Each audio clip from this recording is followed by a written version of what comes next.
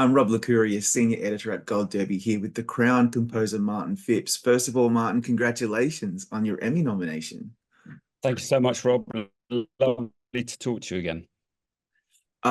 This is your eighth career nomination to date, your third for the Crown. Where were you the day of when you found out you were nominated once more for the final season of The Crown? I just been for a beautiful swim in the outdoor Lido nearby, and I was feeling good. And then, there it was. There was the text. So I was really happy. Yeah, yeah. It's great to kind of round out the show with a nomination. Feeling very lucky for I that. think I think so too.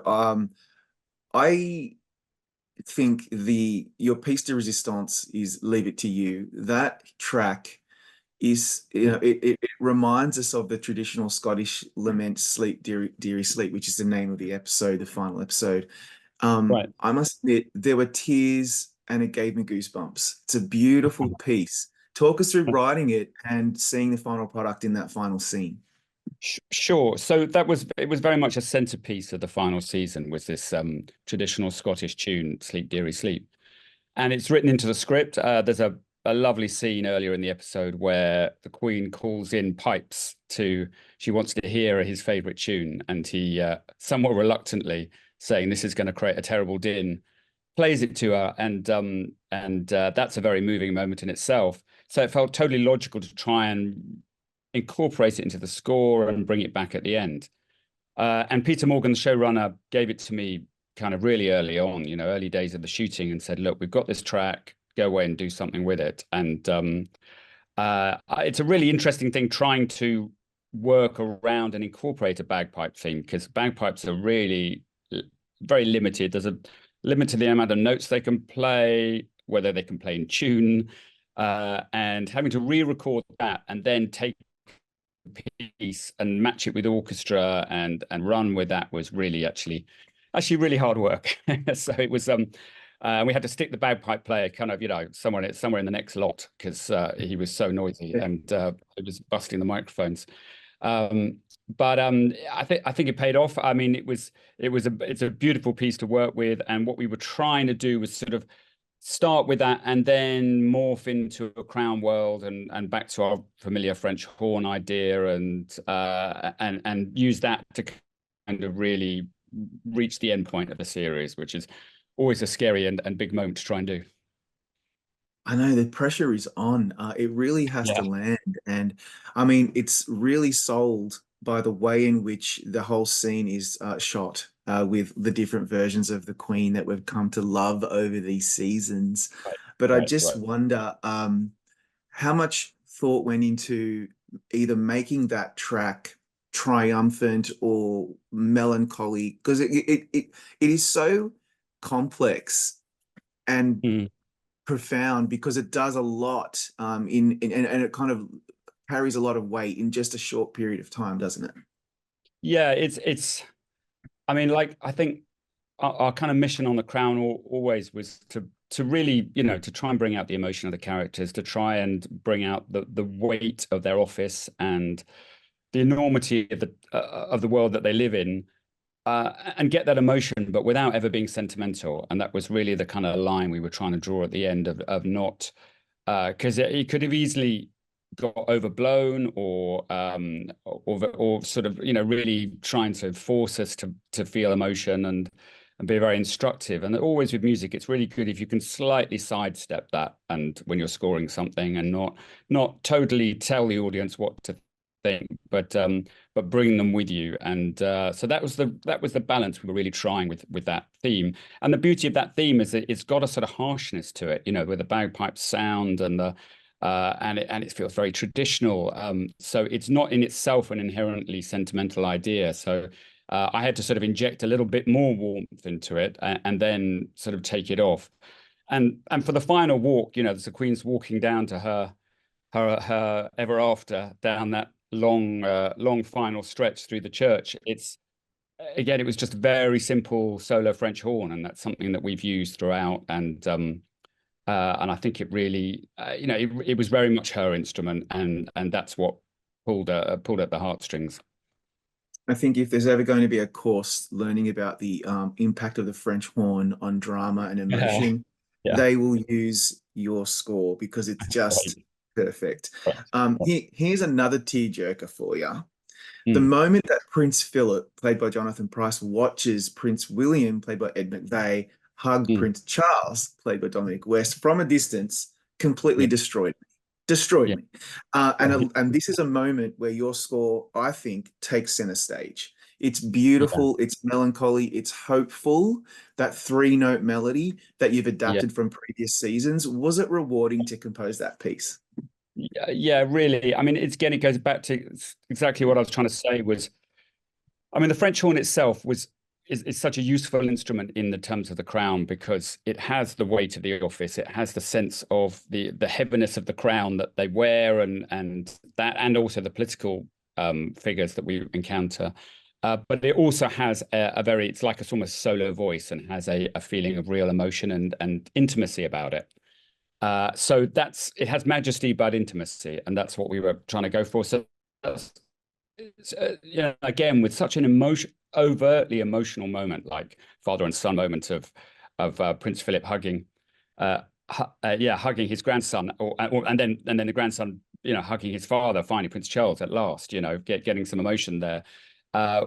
We really wanted to be restrained but weighty with the music, and that just little simple three-note melody with the growing strings, that bed of strings underneath that builds and builds and builds underneath into a real intensity, and then taking William on to see his mother's grave. Yeah. I mean, that was a very useful piece to be able to rework and bring back for that scene. Yeah, just talking about it, it just really blew my mind. And again, I love Yeah, the idea about majesty and intimacy because that's exactly what I feel like you're trying to go for, and you really stuck that landing. It reminds me of this though, Martin, because you're on season 6 of a show. You came onto the show, I think, in season 3, correct. Yeah. um, and so you've had a lot of time and experience on the show, and Hmm. notwithstanding all the compositions you've written for the show to date, there would have Yeah. been new opportunities and new themes or motifs, I assume. Talk me through what was particularly new or new challenge for season 6 that you didn't have before.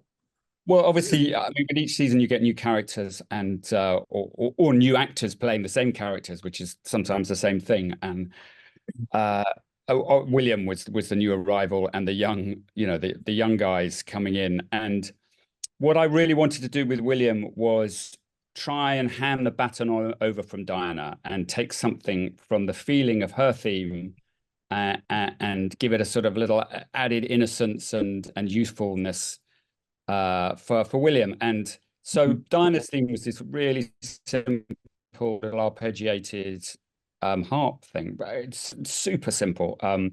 Just something that flowed with some high string melody over the top. And it was that kind of delicacy, that again back to intimacy and the delicacy of that sound that I really wanted to get for William. And so I did a very sort of similar kind of very simple plucked, just like it was a kind of a little plucked guitar mixed with a harp, mixed with some little plucked strings, and again very simple, just a little more hopeful, a little more youthful, but with the idea of passing that down and keeping that lineage going. So, final question is, when all is said and done, it's been a little while since you've been on The Crown and now you've moved on to other projects. But what will you take with you from your experience on this really once in a lifetime opportunity to work on a show like this? Oh, I mean, just being part of the legacy and being part of that family was fantastic. I love the French horn. Although I am kind of looking forward to writing something without French horn in it. So yeah, I promise in the next score we'll have no French horn at all. All right. Well, I'm going to hold you to that. Although, again, these compositions that you've created will live on forever. But Oh, let's see what you come up with next, Martin. Thank you again for your time today. Really appreciate it. real pleasure talking to you.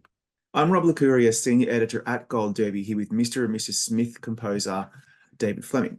First of all, David, congratulations on your 2 Emmy nominations for Mr. and Mrs. Smith and Jim Henson Idea Man. That's fantastic.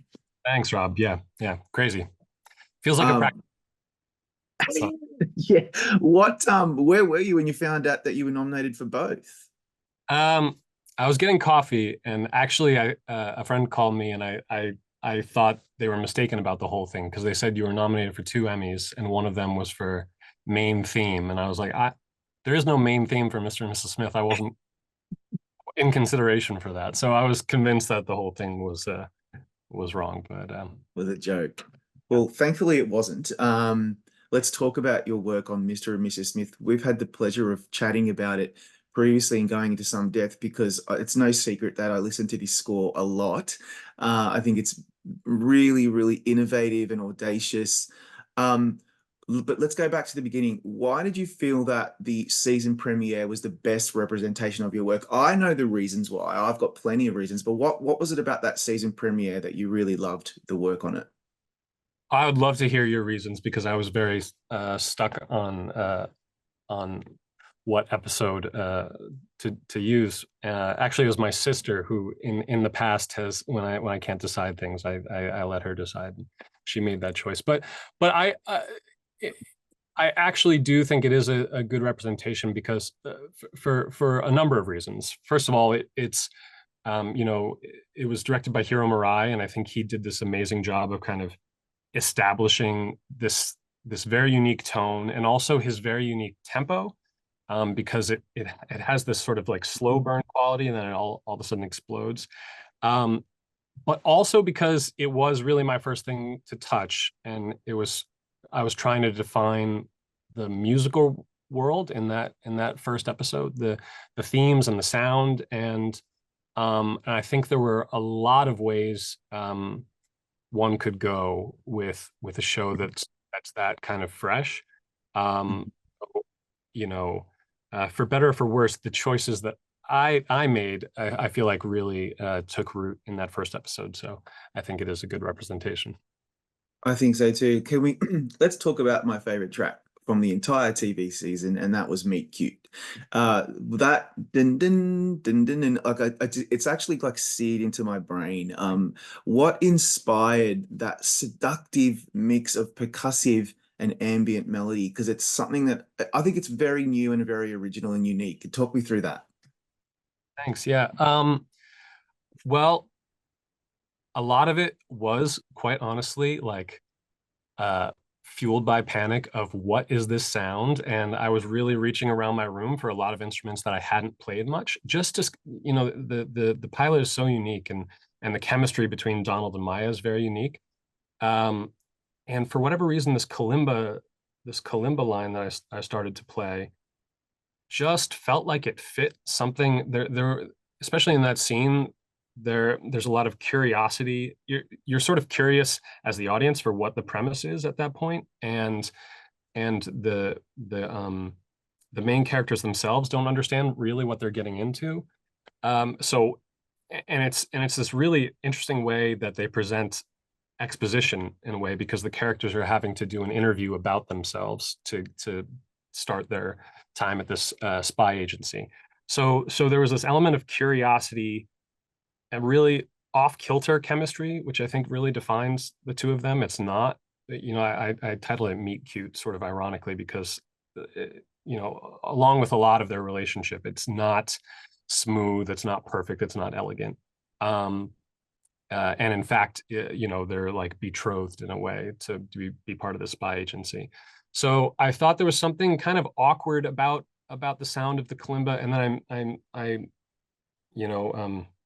combined it with these kind of purposefully detuned synthesizers to even further sort of say like, where are we, and give this feeling of just being on the wrong foot somehow. And then Yeah. towards the end, as they sort of get into the to revealing their romantic histories, their tune starts to be superimposed over the sort of awkward weirdness of the kalimba and the synths, which develops as their relationship develops. I think it's a beautiful example of what a meet cute, generally speaking, is. I mean, even the words meet cute are kind of ironic in this instance, but it's hesitant and it doesn't, you don't really show all your cards until halfway through the track, and then it really starts to build as you would in any kind of meet cute. I just think it's just the perfect track. It's if you hadn't have picked the season premiere, I would have been really surprised. So there you go. Another great example is the first few minutes of the episode when we're watching Alexander Skarsgård and Eiza Gonzalez, and they're mysteriously ambushed and we don't know who they are. It's a great example of less is more. You ratchet up the tension pretty slowly, and then that relentless ambient pulse starts to really hit us until that shocking moment when Eiza is shot dead in her tracks.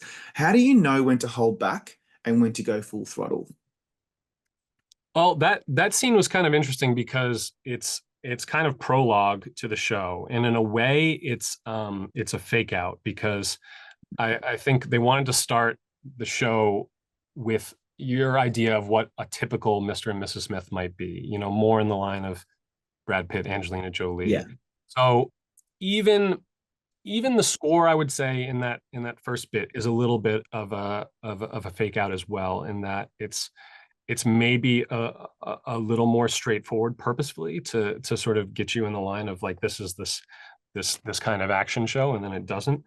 But I would say even in that context, you know, when dealing with Hero and Francesca Sloan, the showrunner, and Donald Glover, they always, even when they were doing like a big genre moment, they wanted it to have a unique feeling.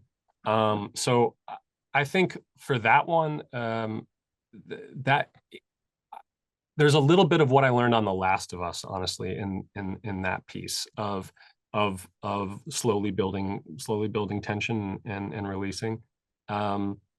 But yeah, it's funny that you say restraint, because I feel that's the most purposefully sort of unrestrained part, almost as like this weird little aside to the rest of the show. And then once you see Donald and Maya, it kind of gets to our story. Yes, it does. It really kind of clicks into something quite different. Although we do go full throttle at some other points, like for example, that beautiful cacophony of sound in the aftermath of John and Jane delivering the cake bomb. That's when you can really just fly and give us something really unusual and different and disconcerting, discombobulating. So talk me through some of the instrumentation when you are doing a scene like that and you can really go for it. Yeah, I mean, as a lot, especially in that first episode, more in the New York episodes, it's really synth heavy.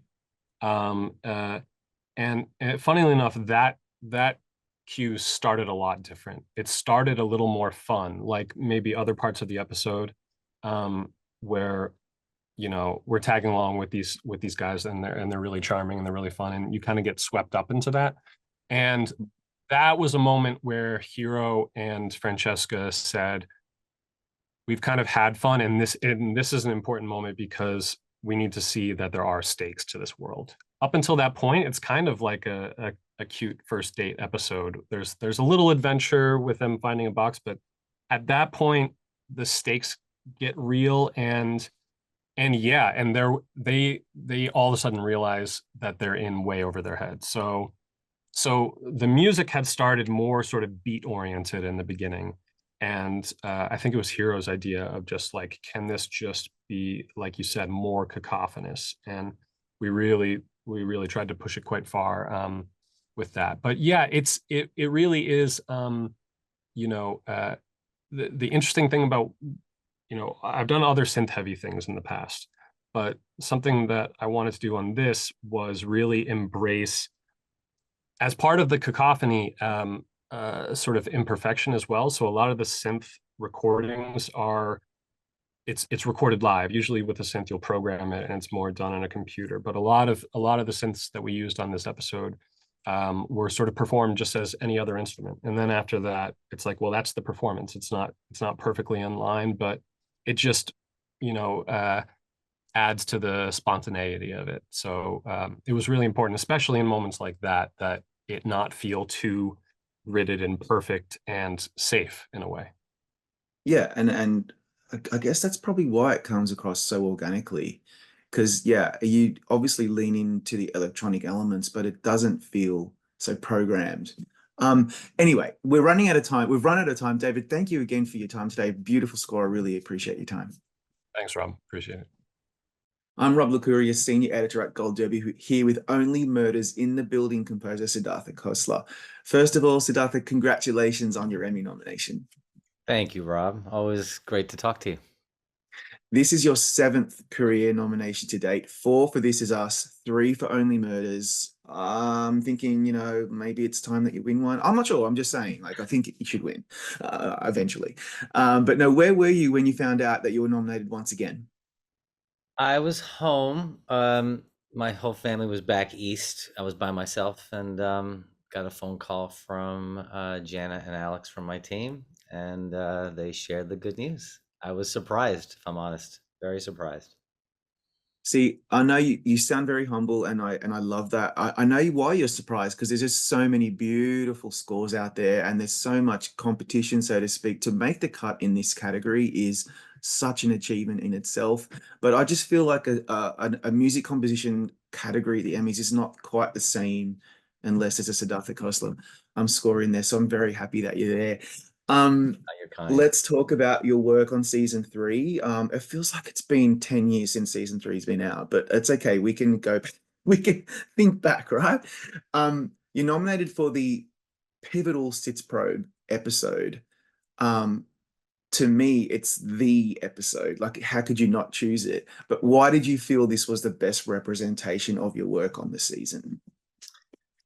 Well, I mean, the idea for the score for this season, I mean, I always begin every season with new sort of thematic material when I can. Obviously, we have our main theme, our main one that sort of permeates the series, but then there's several new ones that come in each season. And I'd written this love theme for Meryl Streep's character and Martin Short's character before the season started. And the story was that John Hoffman, our co-creator, Jess Rosenthal, another producer, and I were on a flight to Washington, D.C. to advocate for intellectual property protections and advocate for that in front of Congress. So we went out there, and on our flight, John gave me the whole sort of breakdown of what that season was going to be. And so as he was talking, I had my phone with me, and I just started singing a melody. And I was like, what about this for Loretta's character, for Loretta, played by Meryl Streep, as her sort of her character. And he's like, I love that, table it, figure it out, and let's develop that into something. It eventually became the love theme for Loretta and Oliver, and it plays a big role in this episode. And it was just a brand new theme that I was really excited about. Our orchestra sounded beautiful on this episode, as they do every episode. And how could I not pick an episode that begins with a Meryl Streep montage? Honestly, it's so good. First of all, just to be writing compositions for the greatest actor of all time, in my humble opinion, and probably most other people, to witness that performance and then to write this beautiful new theme. But what I really what us fans of the show are always looking for are those little ostinatos and themes that we come to expect from Only Murders, which you referenced a little earlier. And you do obviously have to pepper them through the score. It gives us a sense of ground. We're grounded back to what we love about the show, and then you give us something new. So that must be very challenging for a composer, any composer on a show that's hitting season 3, 4, 5, and so on, to keep it fresh and new, but also to give us what we want, give the people what they want. So talk me through that challenge. Well, I think the core of Only Murders in the Building, and this is sort of, it comes down to John Hoffman and sort of his vision for the show, and Dan Fogelman and Jess, sort of when we all sort of conceptualized this stuff early on. You realize that this show isn't really a murder mystery. It isn't really a comedy. At the end of the day, it's a character-driven drama. And so I'm always scoring to the subtext of why these characters are here. This show is really about these 3 sort of disparate, lonely souls, very lonely people in many ways, who live in an apartment building in New York and find sort of happiness through their friendship with each other. And so it's a very loaded concept. I guess, of course, it's dressed up with this mystery and the murder and the intrigue and all that other stuff. But at the core of it is it's an emotional sort of character study in many ways. And so it's exciting for me to sort of branch out, write new themes, just because I'm very thematic. I'm a thematic writer. I grew up as a songwriter in a band before I ever sort of composed anything for TV and film, and so it was all about like, what's the chorus? You know, it was sort of like the guiding light for me. And so for me, like each season is like almost like a new album, you know.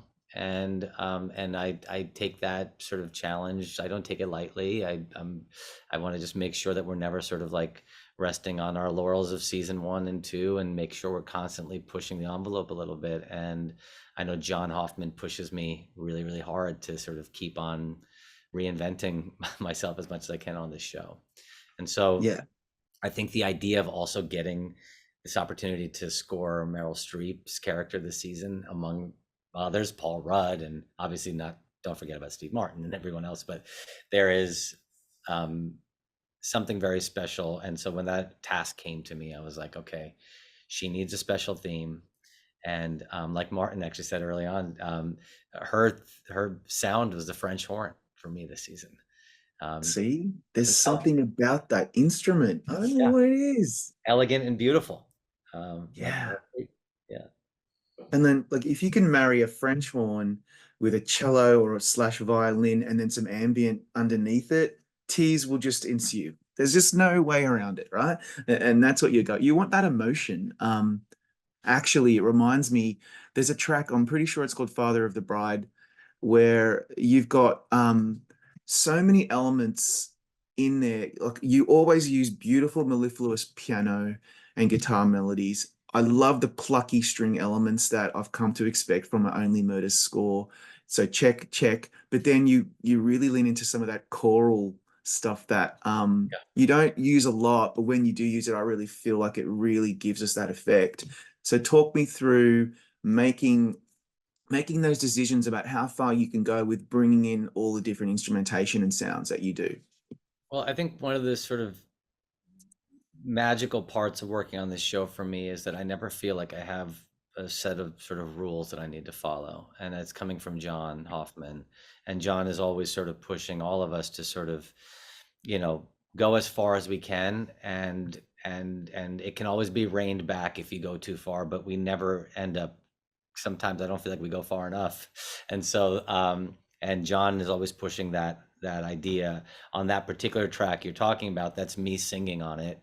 And oftentimes some of these sort of like pieces begin with me on a piano writing it, and then just humming melodies and singing them and layering them with my voice, because I'm a singer. You know, singing voice is my main instrument. You know, always was as a kid and when I was in a band, and so that's me singing on it, and so we inevitably end up keeping my vocals in there. They're from the original demos that live sort of, you know, months, and everyone's like, let's just leave it. And I'm like, yeah, sure, let's leave it. And there is something sort of charming and innocent about just keeping that demo vocal. And like Dave was saying too, you know, there's something imperfect about it. You know, I'm not sitting there trying to tune my vocal or fix it or correct it. I mean, if you listen to it and you saw those vocals, you would be like, well, that's wrong. It's like, you know, objectively, but it has emotion and feeling, and it's something that the human voice can achieve that that very few instruments can. And I'm not saying it because it's my voice, but just voice in general has a sort of a lyricism to it, even without lyrics. So, you know, I definitely leaned into that when I could this season. Yeah, to me, a lot of this score is the earnestness of it, because these three characters are so earnest. There's a lot of irony and sarcasm and silliness and broad humor and so forth, but the earnestness comes through your score because it's at the end of the day, it's about these people coming together. And so my final question is really about how do you go for that? How do you strike the right balance with tone? Because you don't want it to be funny, but you also don't want it to be too dramatic. That must be difficult. Yeah, I mean, I've never worked on a show where I've had to strike this kind of balance, you know. It's like it's old, but it's new. It's funny, but it's dramatic. It's quirky, but it's serious. It's all of these tones, and I think it ultimately comes down to making sure the themes are strong enough to undergo the variations. So if I could write a theme that begins with sort of the emotional core of these characters, like, so for this episode, I had this sort of Meryl and Marty sort of theme that was ever present this season. And then that theme also ends up playing sort of Meryl Streep's character Loretta's conflict with being a mother and the challenges of being a mother. And so that theme, that what begins as a love theme, is also at its core a mother theme, because it's like these decisions that she made as a mother with Dickie. All these things play a role in sort of the decisions she's going to make later on in her life, in her love relationships, and so they're all intertwined. And so I think the key is having just that central melody and theme, and then have it sort of undergo those renovations in a way. So it's like there is like it can be dramatic, it can be quirky, it can be emotional, it can be thrilling, if that melody's ever present. And I think once you have that on a show like this, when we have that glue, then I feel like I can sort of play that balance, because the melody is that consistent thing that goes through it. And so also because of it, the challenge is you don't want to be too on the nose with stuff either. And so when you have a melody that's playing through drama, through humor, through comedy, through intrigue, through melancholy, all of it, it never feels quite on the nose, because it's not like I'm changing the melody all of a sudden for something emotional, or changing the melody all of a sudden for something dramatic. It feels centered in a way that it's like it's my cop out on the show, is that if I have this strong enough melody, I can sort of lean on it in that way. As far as the balance, again, it goes down to like that main theme. I remember when I played it for John early on, he's like, that melody makes me feel equal parts melancholy as it does dramatic, as it does fun and funny and intrigue. Yeah. I think it's because of the major to minor changes that are happening over like the same melody. So, there'll be like a G minor to the D major, and then the D major will go to a D minor, then back to the D major sometimes, while the melody stays consistent.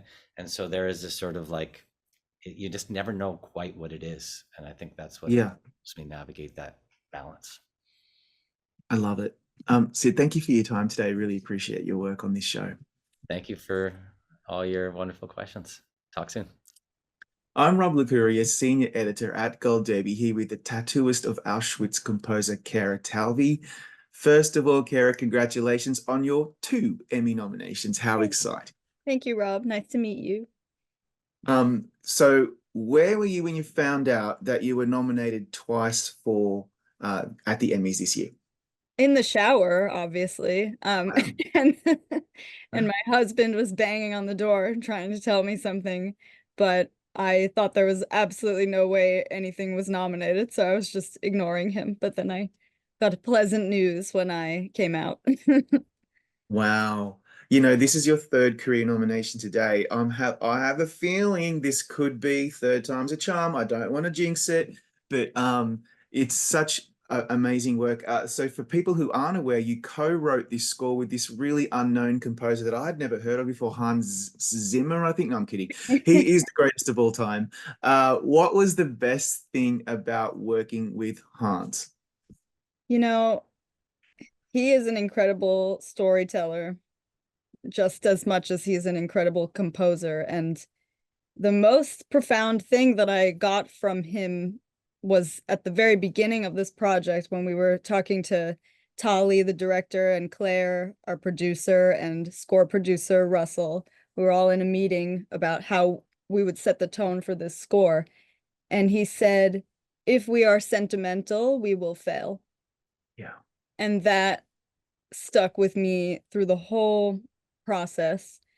And at first I didn't quite know what that meant. It's not until I started actually writing the music did I, start to understand how truly important that was. Yeah. I have a feeling I know what he meant, and that's because you could go really mawkish and manipulative and too over the top. But what I'm so taken with this score is because you build out this heartfelt love story, but within the confines of devastation and despair. That surely must have been a really challenging Yeah. line to walk very carefully to strike that balance. So talk me through threading that needle so that the audience feels those intermittent sparks of joy amidst the sorrow of their surroundings. Yeah, absolutely. I mean, the imagery in this show speaks for itself. The story speaks for itself, right? I mean, we know that the horrors that happened at Auschwitz can never be, you know, it's just unimaginable. And because of that, the music itself has to also be unimaginable, unthinkable, we really wanted to create this abstract environment that subtly supported the characters, um, let them lead the performance, never be epic because it just immediately feels wrong and disrespectful. And the last thing we wanted to do was overstep, especially in a series like this, because it's not even a story, it's literally somebody's truth, right? So you don't want to step on it or take away from it. That being said, it is a love story, like you said. And of course, we want to honor the love that Lali and Gita found there. I mean, it's an incredible story. And we want to honor that. But we needed to find a way to not do this in an epic or sentimental way. So you're right, the balance was really, really hard. And that was the most challenging thing about this score. You're writing music for two people who are in love, but they're in the darkest place of all time. So it absolutely was about finding that balance. And hopefully we achieved that. That's all I can say. I think you did. How do you typically work together on a score like this, you and Hans? Like how does that process actually work? Yeah, it's a lot of Zoom. He was on tour, and actually everyone on the production was in a different place. We had Tali in Israel, Claire in the UK, Hans was in the UK and sometimes here, and then Russ and I are here, and we get the late hours, so we're Yeah. we're here like overnight addressing the notes. But it was a wonderful collaboration, and I think it speaks volumes to the show because everybody had a personal connection to the topic, and because of that we all felt, this intense need to do this right and make sure that everything was as it should be, and we meticulously looked at every scene and every cue, and everyone just put their heart into it. So I loved this collaboration. I always try to identify like favorite tracks when I'm thinking and talking about scores. For me, Kara, the track Whatever It Takes is a really great example of the aching sorrow that I assume a violin as a layperson, a solo can evoke better than any other instrument. Talk us through, in your opinion, why strings, particularly on a score like this, play such a significant role. Yeah, well, of course it's a cultural nod, and the violin is such an emotional instrument. I think we knew right from the beginning we can't really do this without strings. We need to use them in an avant-garde way from sometimes, and sometimes we'll feature the soloist. But the thing about the violin and the piano that's behind me, they can be very emotional and intimate sounding and warm, but they can also quickly turn very cold and inhuman. And we needed some instruments that could do that switch, but still sound cohesive. So the violinist on that track on Whatever It Takes, which is the main theme. Lali and Geeta's love theme is Leah Ziegler, and she was just amazing. She also had a connection to the Holocaust, so we, of course, explained the story and the subject matter to her, and I think you can really hear her emotion in that play. And the love theme itself, it has this longing to it, and it's very sad. It's deeply sad, but you can still hear some notes of hope and defiance in it, because that really captures Lali and Geeta's relationship.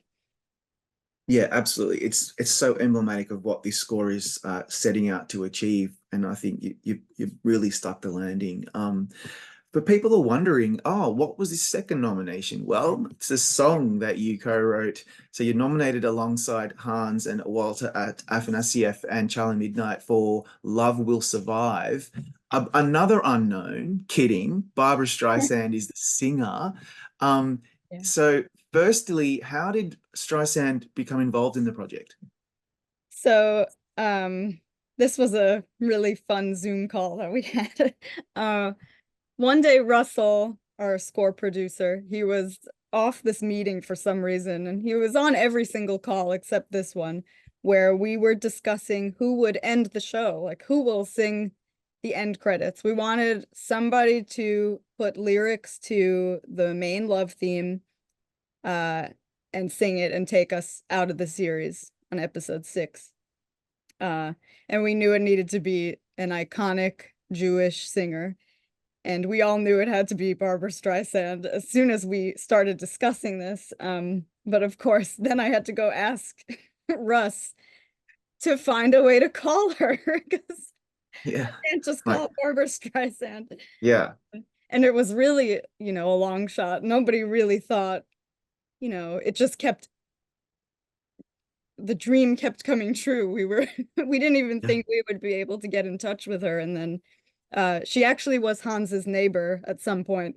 So that connection definitely helped. And then I think the melody spoke to her and the story spoke to her. And because the context meant so much to her, she wanted to be a part of the project. So yeah, we were all incredibly honored that she joined us on this, and her performance of the song is just, she has so much emotion in her singing, and you can tell that it's deeply personal to her, the way that she sings the song. And yeah, I couldn't imagine anybody else singing it. So No, same.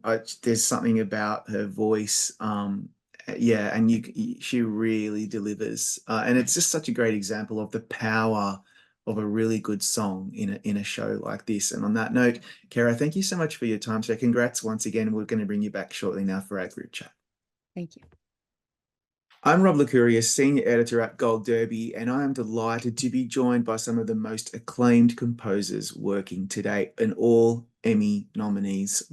I've got David Fleming, I've got Siddhartha Khosla, I've got Martin Phipps and Kara Talve. Welcome everybody to our group chat.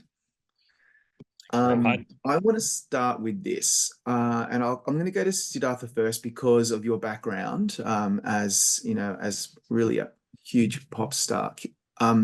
What makes music composed for television and film, but I'm thinking more television, special and different compared to when you compose for other media or writing for an album or concert music? Siddhartha, what is it about television that you think is really special? I think for me, it's just first of all, thank you for calling me a pop star. That was really funny.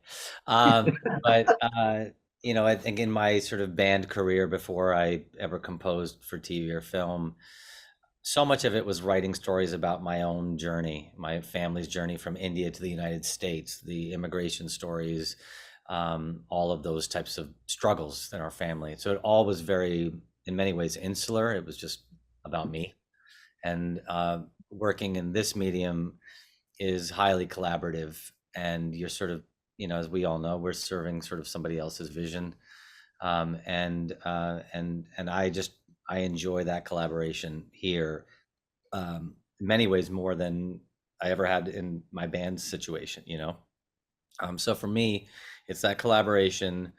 Um, it's also realizing that like the ideas that you have um, in your mind may be like the best ideas sometimes, but I find that like when I'm challenged to sort of let go of something that I had initially created, sometimes it works. You know, Only Murders, that theme was something that I had from the beginning and it worked, so that was it. But as you sort of get through a series and you're working with people who are constantly pushing you to like think outside the box and maybe take your initial instinct and adapt it and change it. I like the feeling of getting better at something too. And I think that's what this medium makes me do. It challenges me to be better, challenges me to try things that I never would have tried before either. I was never classically trained in music, and this is a very orchestral score. And so I'm like shooting at I'm just I'm just sort of like flying by the seat of my pants sometimes on the show and not sure if I can actually do it constantly. And I think that feeling, that unease, pushes me forward in a cool way. Wow, yeah, you're really testing yourself, and then look what you're able to deliver. David, what about you? What do you find really special or different about composing for TV? I feel like the same things that make it enjoyable to watch or consume also make it enjoyable to write, which is like that it's about time, really. Like, with TV, you can tell a more novelistic story, something that you can develop over a long period of time. And so I feel like, the ability to be able to develop a musical idea over that long is kind of beautiful as well. And then especially if you get into like seasons 2 and 3, and also like I'm somebody who's never happy even when I'm finished with like the product. So I always relish the ability to, in the next episode, improve that, or the next season, or whatever. But honestly, I more and more these days, I find myself consuming television because you can tell us maybe a deeper story over a long period of time, and it's very hard sometimes with 2 hours to really get the feeling of something. You have to get all this plot across, you have to get all of these set pieces, and to really delve into quiet moments is a luxury that sometimes only television or longer mediums can afford. And so, Martin, similar for you, for The Crown, for example, that's 4 full seasons of work. What do you find most special about composing for a show like that? Well, I was just picking up on what David was saying. I kind of put the other side that I don't think these days there's much difference between TV and film in a lot of ways. Certainly in the production quality and the scale and the ambition of it. And they used to be very separate from film and considered. And now I feel as all the shows of people here tonight is showing, it's just the quality's right up there and the vision, and it's the part it's but as David says, it's the longevity of being able to be involved in some individual's vision, and often even if it's one or many people, it's such a privilege to be part of that story. And then what Sid was saying, I don't have to work with my idiot band members anymore. I can just do this all on my own in my studio. No offense, guys, but yeah. It's just so great to be part of a bigger story, and especially when something like a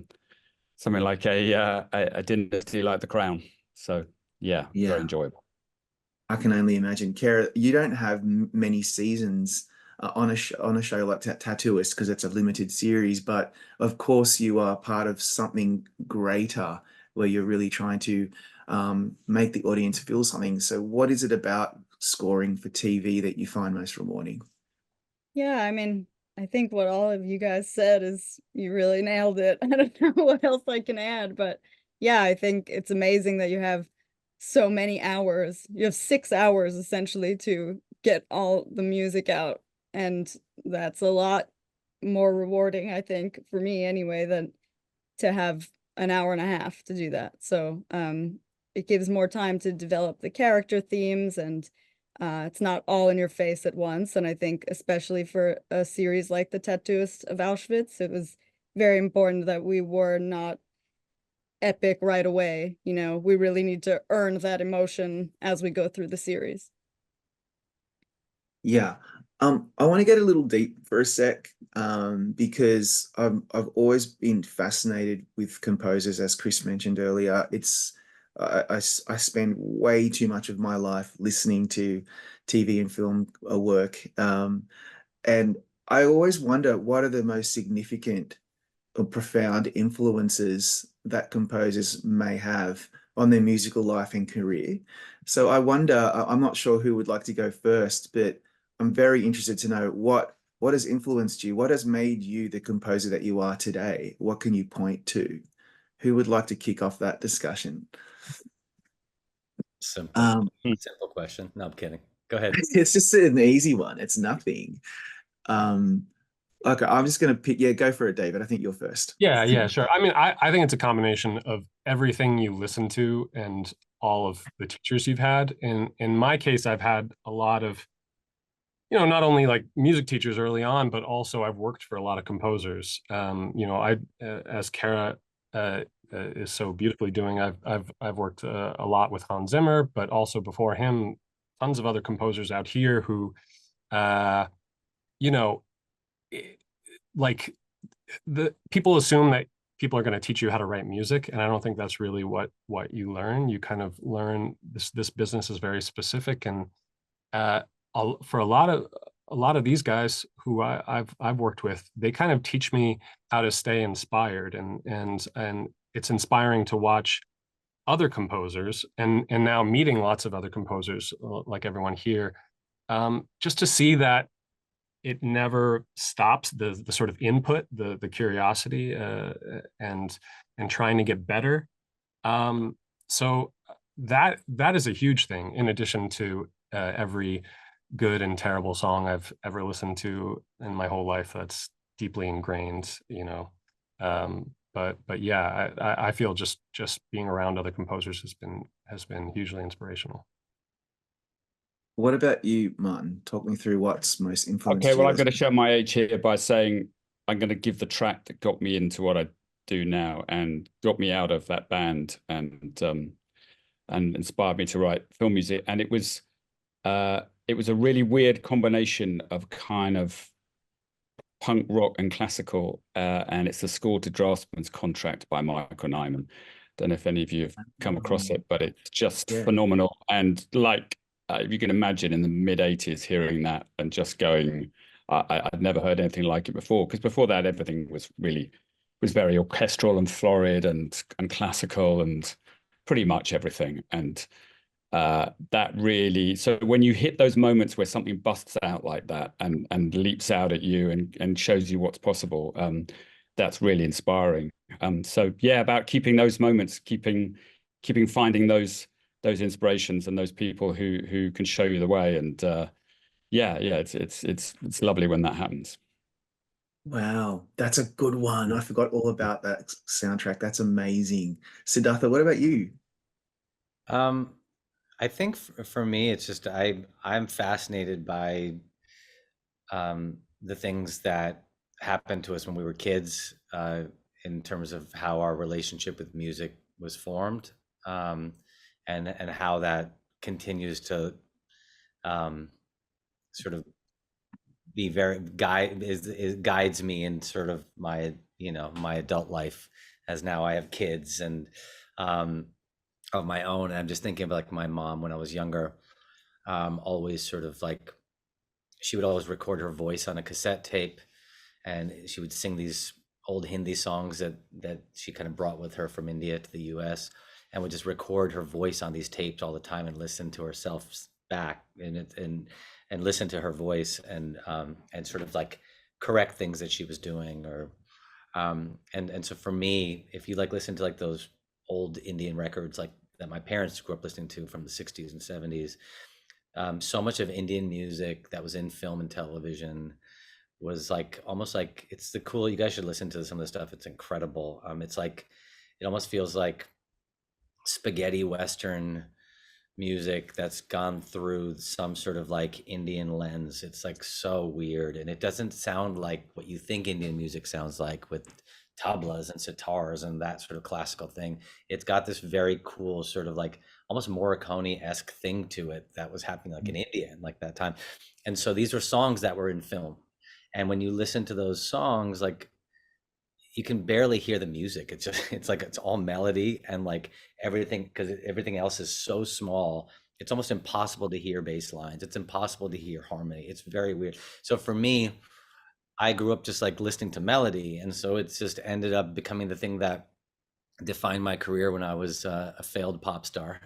Defined my career when I was, when I started doing scores for television and film. And so I'm moved by that idea that, it was stuff that I was listening to as a kid that were these like ended up being, in retrospect, very formative in ways that I could never have imagined. And so I'm fascinated by that. That inspires me, like what you do with your children and how you sort of, what you get them into, what you have them listening to. And yeah, I'm very grateful for that. That is so true. Having teenage kids myself, I can't help but to try to get them to be inspired by this similar music to what I was inspired to. And when you see it actually happening, it kind of blows your mind. Kara, what inspires you as a composer? Well, going off what you just said, Sid, my dad was super into jazz fusion when I was growing up. So that was like my lullaby, believe it or not. Very odd harmonies, but I feel like that really influenced me up until today somehow. I mean, it just changes your musical vocabulary, I think, whatever you listen to from when you're really young till when you get here. It just changes your voice, shapes your voice in one way or another. And also I'm in a privileged position to be at, on the remote campus at Bleeding Fingers Music. As Dave was saying, just being surrounded by other talent and these great composers that reside on this campus, including Dave himself. It's just really inspiring to knock on a door, see what people are working on, get their opinion on your cue and vice versa. We play instruments on each other's tracks, and yeah, it just makes a nice, inspiring environment. So I think that's a big part of it. And to add to that too, sorry, I'm going to say one more thing, but it is like we've said this throughout, and I think there's no sort of shortage of great scores out there right now. There's so much wonderful music, and like all the people on this panel and to other composers who are not even nominated in this category, there's so much great work, and it's really inspiring when like, when you hear something and you're like, oh, how'd they do that? And it pushes you to keep on sort of like being as sort of it pushes you to find your voice as much as you possibly can. And you realize at the end of the day that like, what are we all doing this for? And in some ways, obviously it is to serve other people's stories, but if we can put our individual voice on it, that's sort of that's like the guiding light here for me too. And anyway, I'm inspired by all of these people on this panel. So yeah, as am I. I was thinking about, what are those scores that this is our final question, and we will kind of not have too much time, but I really want to put you on the spot now, if you don't mind, because when I was 15 and I heard Michael Nyman's The Piano, it changed me, and I didn't become a composer. I could have, but I just wasn't talented. But I certainly have an ear for music because of him. And recently, there's been some scores that have really impacted me emotionally, and I just would love to know, following up from what you've all said, over the past few years, was there a score in particular that just blew your mind, something that you just loved? Who can give me something? Anything. Poor Thing. I mean, Poor Things last year for me was pretty perfect. That's great. Yeah. Couldn't top that.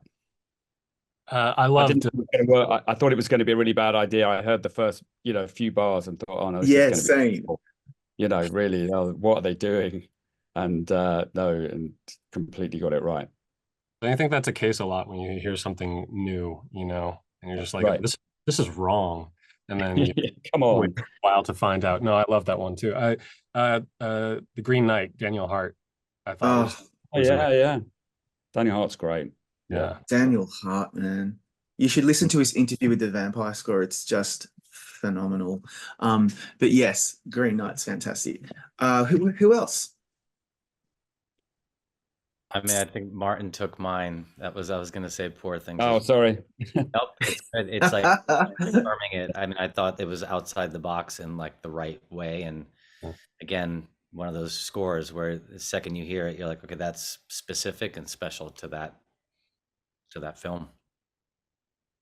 And then for the larger, and then if I go back, my favorite television score of all time is Angela Badalamenti's Twin Peaks score. Oh yeah. That's So that Man. changed the way I looked at television and film. That you could take this horrific murder of a teenage Laura Palmer, and you could find deep emotion inside of something so horrific and lean into it. I mean, that theme is like the main theme on the main titles is almost like romantic. That YouTube video where he's like talking about how he came up with it and sort of narrating it is one of the sitting with best. Lynch, where he's talking about how he sat with David. Oh my Yeah. god, Yeah. must watch. Yeah. Yeah, absolutely. And Kara? Yeah. Wow, you guys all took what I was gonna say, but also Servant on Apple TV, Trevor Gorecki. Oh, yes. Really yeah. good. Yeah. Loved that Yeah. one. Stuck with me for a while. It's like creepy but unique. He used some really cool sounds. The theme was awesome. Yeah. Yeah. Great show.